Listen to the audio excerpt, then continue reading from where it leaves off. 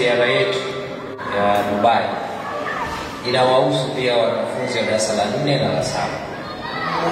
Kama mzazi uko willing mtoto wako kwenda Dubai, basi usimkoseshe fursa hiyo.